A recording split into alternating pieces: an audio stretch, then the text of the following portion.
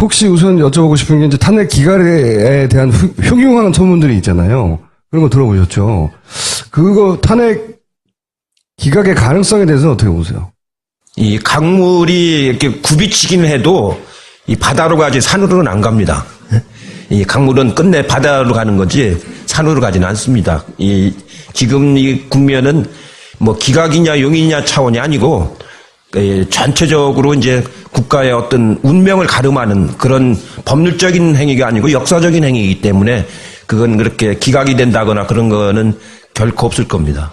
만에 하나 100만 분의 1 그렇게 벌어지면 그동안 어떻게 돼요? 일반 국민들은? 일반 시민들은? 이게 황당한 일이 벌어지면? 그 믿음을 가지세요. 믿음을.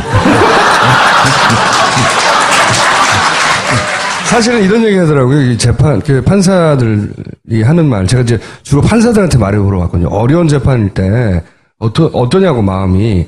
마지막 순간까지도 갈등한대요. 마지막 순간까지도.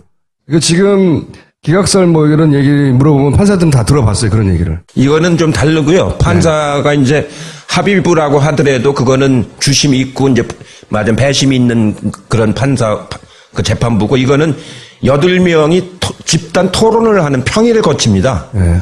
이제 어제부터 시작을 했죠. 8명이 장국 우섭, 연구관도 못 오고 비서도 못 들어오고 8분이 모여서 이제 집단 토론을 해서 그 의견을 자꾸 모아나갑니다. 의견을 자꾸 모아나가가지고 최종적으로 평결을 마지막 날 이제 해서 발표를 하게 되는 거기 때문에 혼자 고민하는 게 아니고 맞으면 8분이 같이 고민하는 그런 결과가 나중에 나옵니다. 물론 평결을 할 적에는 찬성도 있고 반대도 있겠지만 토론 자체는 8분이 함께 같이 합니다. 그렇기 때문에 이렇게 막 갑자기 마음이 변하거나 이런 그 평의가 진행되진 않아요. 그랬으면 좋겠는데 워낙 비상식적인 일들을 많이 해온 집단들이 지금 마지막으로 이게 인용이 되면 우린 다 죽어 이런 상태란 말이죠. 그쪽에서는. 그렇잖아요.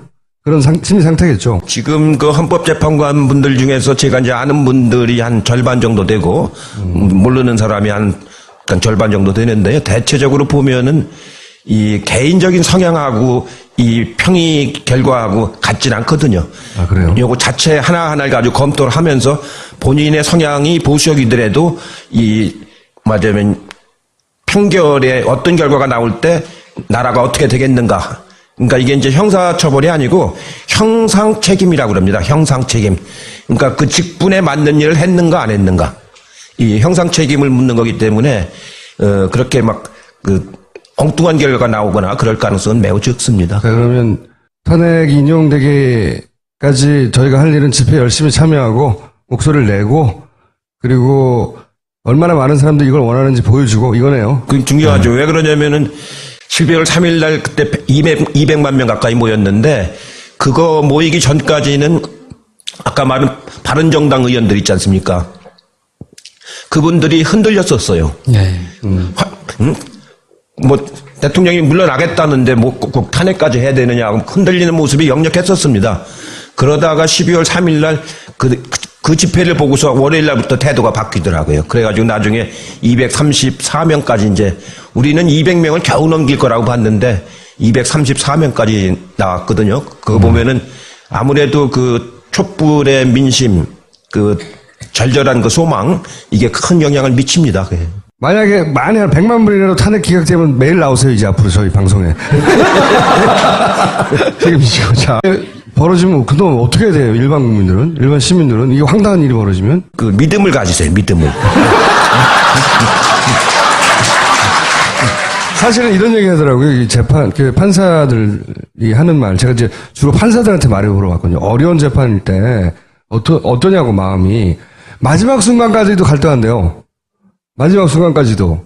이거 지금, 기각설 뭐 이런 얘기 물어보면 판사들은 다 들어봤어요. 그런 얘기를. 이거는 좀 다르고요. 판사가 네. 이제 합의부라고 하더라도 그거는 주심이 있고 이제 맞은 배심이 있는 그런 그 재판부고 이거는 8명이 집단 토론을 하는 평의를 거칩니다. 네.